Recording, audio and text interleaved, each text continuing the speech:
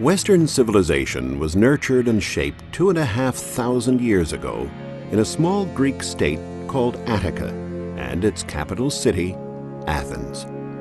Yet in the early part of the 5th century BC, Athens nearly disappeared. The Acropolis, one of the most famous places in the world, was in ancient times the political and religious center of the city, its very heart. But in 480 BC, the Acropolis was burnt to the ground.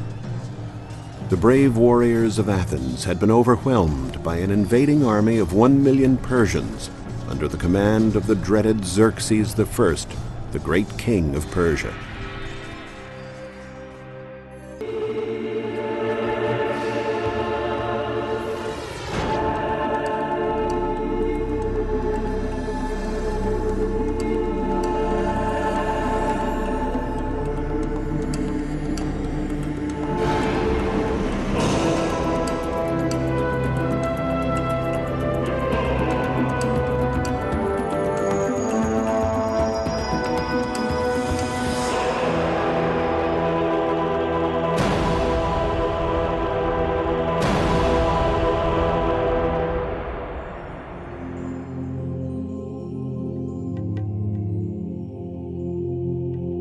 In 460 BC, after the Persians left Athens, a leader emerged who would enable the city to reach cultural and militaristic heights.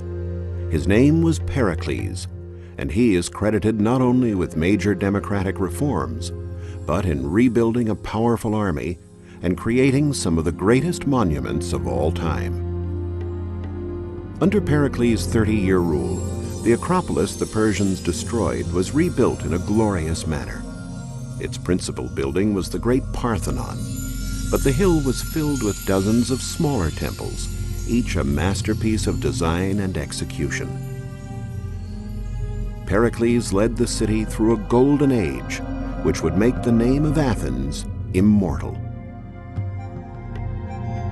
This was the era of artists, like the sculptor Phidias, the time when philosophers like Socrates and Plato sought eternal truths. This was when Sophocles and Euripides created Western drama. The foundations were laid for almost every aspect of modern Western civilization, even sport.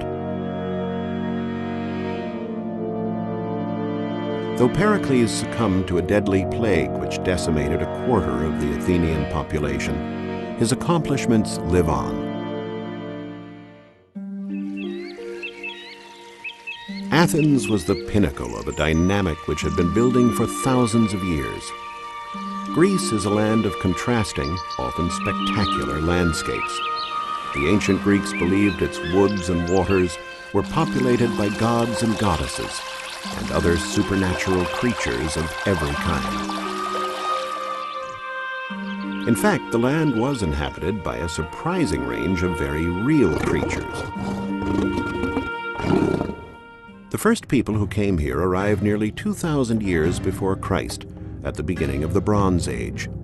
They belonged to a branch of the great Indo-European stock that migrated from the vast plain stretching from Europe to Asia. The earliest Greeks were tribes of warriors who spoke the same language but fought incessantly, struggling for possession of the richest and most fertile land. The first settlements were primitive rural communities. Then, between 1500 and 1200 BC, there was a general population boom. Magnificent palaces arose. They were an appropriate setting for mythical and legendary stories like those from the poet Homer, and adventure yarns like the voyage of the Argonauts and the trials of Heracles. Many of these stories are more fiction than fact, but one was thought to be real, Homer's epic tale, the Iliad, which told of the war of the Greeks against Troy. Troy was the city that fell to a horse filled with Greek warriors. But was there ever really such a city? For thousands of years, Troy and the Trojan War were thought to be only a myth. Then, beginning in 1870, Heinrich Schliemann, an amateur German archaeologist, began to unearth the ruins of Troy. the city had indeed been destroyed by a great coalition formed by the major city-states of continental Greece. It was a rare coalition. The ancient Greek city-states were usually in a constant state of war with each other.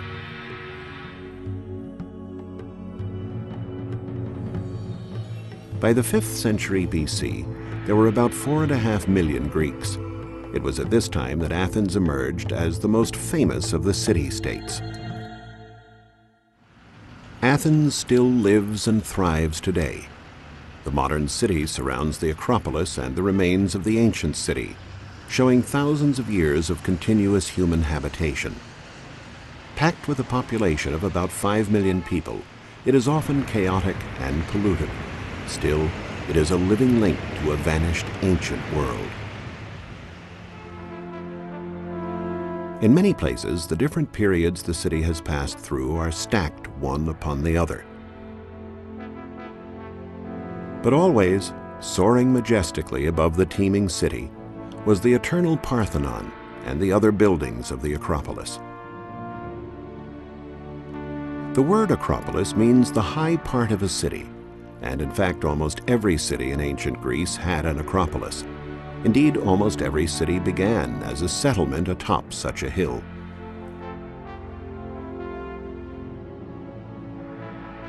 Such sites were natural forts, protection against marauding beasts and enemy armies. Even as the ancient city grew and spread, the Acropolis was where the most important people lived. The Acropolis was where philosophy was debated and government conducted. Most significantly, the Acropolis was where gods and goddesses were worshipped in mysterious sacred rites. In the Mycenaean period, around 1200 BC, the original huts were replaced by fortifications, which later legend said were built by mythical giants. In 450 BC, the Acropolis took on the architectural appearance that established it as the center of Greek culture. The magnificence of the Acropolis remained intact even after the decline of Athens following its defeat by Sparta. Later, in the 2nd century AD, the Romans added new walls and buildings, like the spectacular theater of Herodes Atticus. During Pericles' lifetime, Athens was at the height of its splendor. Yet even as great political and cultural events were unfolding, citizens could lead a comfortable, enjoyable daily life. Families thrived and people lived together in a period of relative bliss and peace.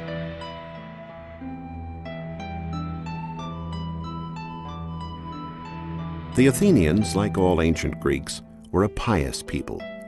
They believed in the power of the gods to help them or harm them, so religious festivals were held throughout the year. The head of a family would make periodic sacrifices to the gods. There were also special offerings made for particular occasions, as when a family member had fallen ill or was about to begin a dangerous journey.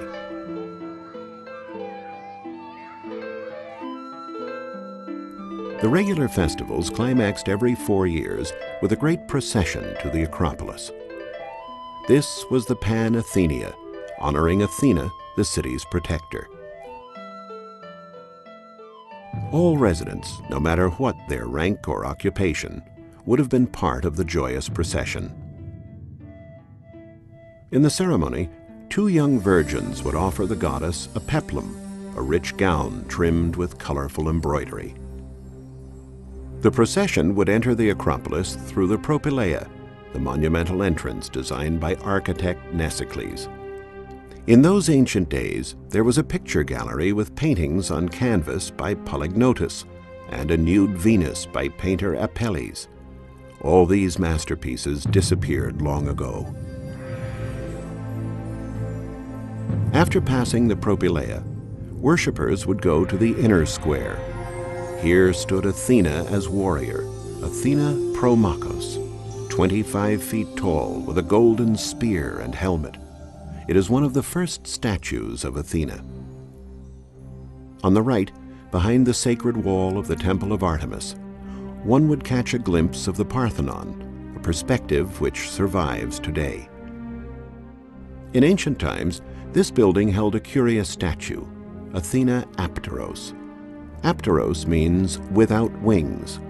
The Athenians said her wings had been removed so that the goddess couldn't flee the city.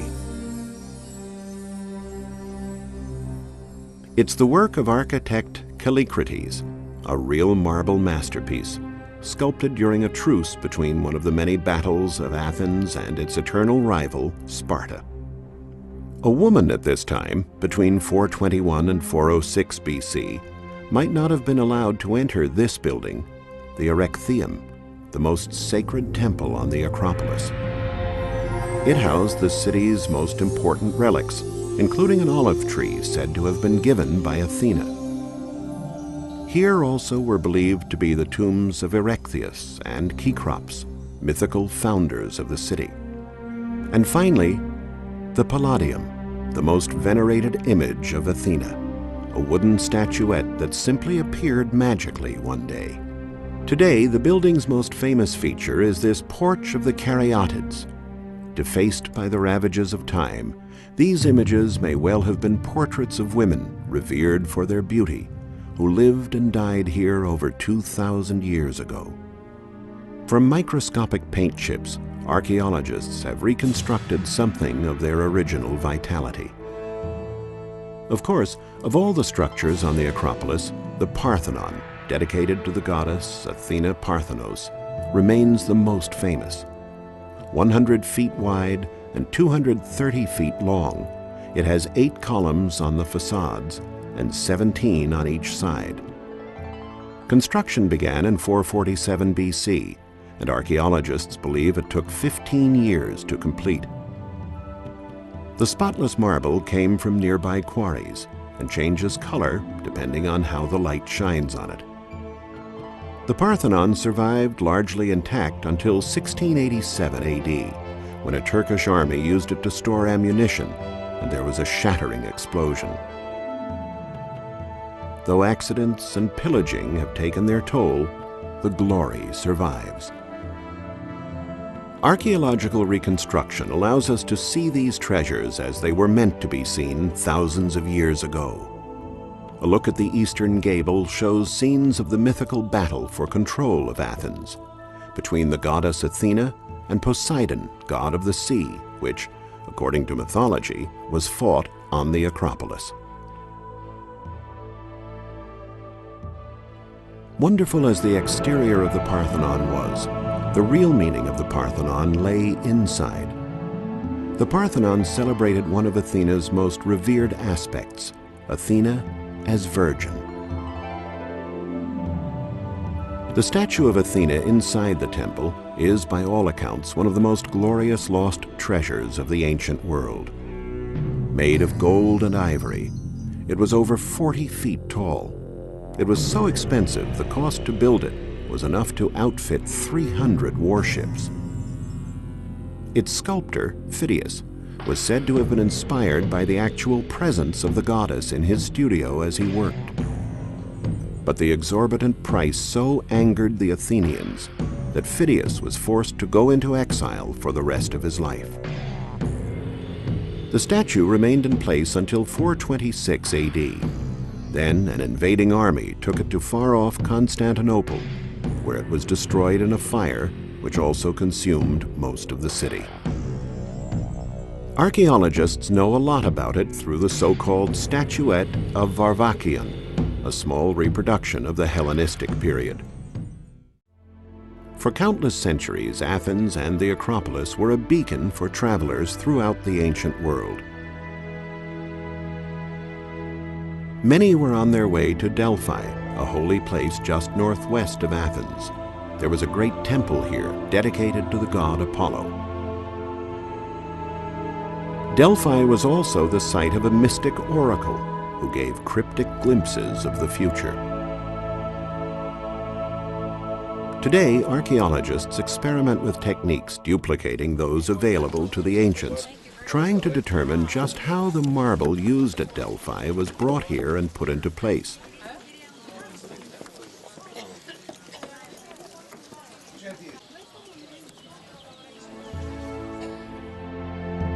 This was built by the people of Athens in thanks for their great victory against the Persians at the Battle of Marathon in 490 BC.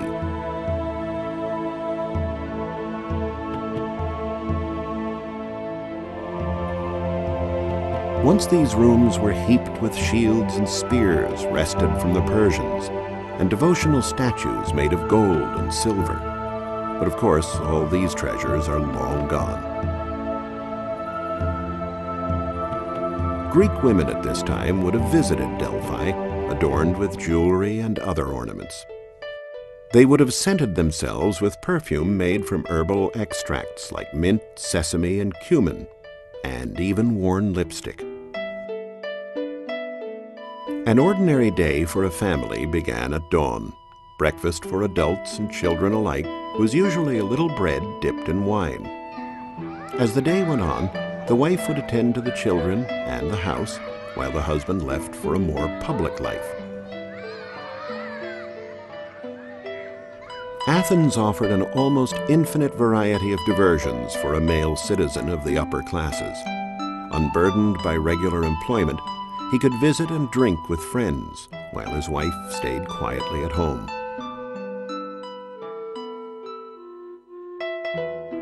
The men did do the shopping in an area called the Agora, offering a huge variety of goods: household utensils, vegetables, wine, toiletries, pottery, leather and wooden objects, miraculous herbs, and medicines.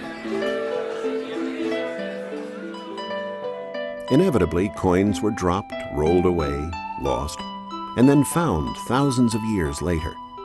They have proven that goods were paid for with both local currency and the coins of other city-states. Undoubtedly, the bargaining was vigorous. Another of the living links between ancient and modern Athens is the market in the city's Monasteirakis district. Then as now, it was a huge chaotic bazaar where you could buy just about anything. 200 years before Christ, one writer said, "In Athens they sell everything in one place. All sorts of figs, bunches of grapes, turnips, pears, apples, and fish from every sea, lamb, animal entrails, myrtle berries, water clocks, chickpeas, cow colostrum pudding, and honeycombs."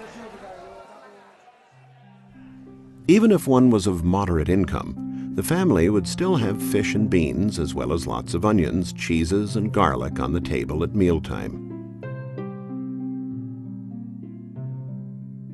The wine of the ancient Greeks had a high alcohol content, so it was diluted for serving.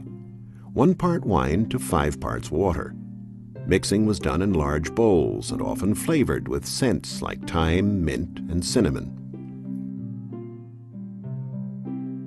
Outside the home, wine was a crucial social bond, particularly at the symposium. The word symposium literally means to drink together. Wives were not permitted to attend the symposiums of ancient Greece, but there were women present. They were courtesans, well-trained girls whose charms included dancing, music, and the reciting of comic and erotic poetry.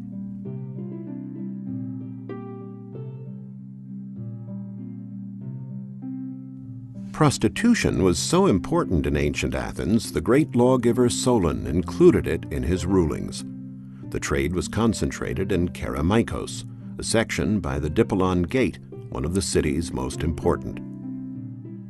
The district was also famous for the thousands of craftsmen and artists who produced beautiful pottery, decorated with characteristic black and red figures. Pottery traded throughout the ancient world. Pottery production was a key component of the economic life of the ancient world, much like the automobile industry today. Potters and kilns kept busy 24 hours a day meant prosperity. In large measure, the life of Athens depended on what went on here. In another part of the city, the Agora, with its stoa, was a major center for local trade. Built in the 2nd century BC, it became another living link to the past when it was fully rebuilt in 1953. Today, it is the prestigious home of the Agora Museum.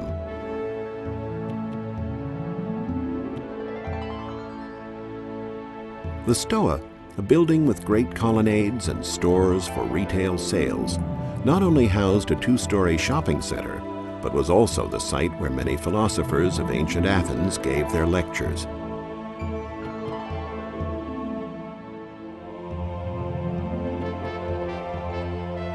There were only male philosophers, no women, and men only were allowed to attend the lectures. Women were believed to be incapable of rational thought.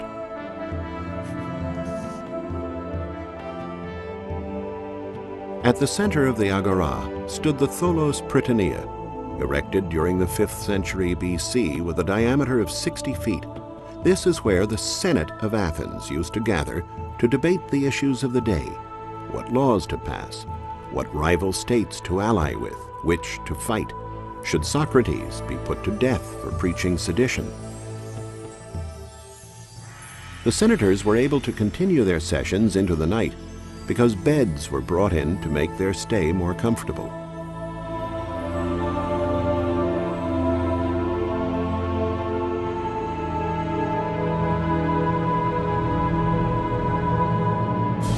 The Thesion dominated the entire area. Although it was built during the time of Pericles, it remains in remarkably good condition. In large part, this is because of its conversion in the 5th century AD into a Christian church dedicated to St. George. It has 6 columns on the facade and 13 on each side. The building's conversion to Christianity did not affect the embellishments celebrating pagan heroes like Theseus and Hercules. There used to be a sacred area dedicated to the most important Greek gods where the subway now passes. The site was considered the center of Athens. All distances were measured from an altar that stood here. Workers building the subway found sparse fragments which, together with contemporary accounts, allowed archaeologists to envision the site as it was then.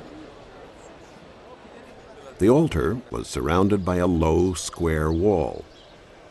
Drinking fountains were situated at the 2 entrances to allow visitors to cool down, and a small altar was in the middle. Further on is the Stoa of Zeus Eleutherius, another place where men like Socrates and Plato developed the philosophies which would shape Western thought. Today, city managers are assessing the feasibility of a project to restore the precious ancient site.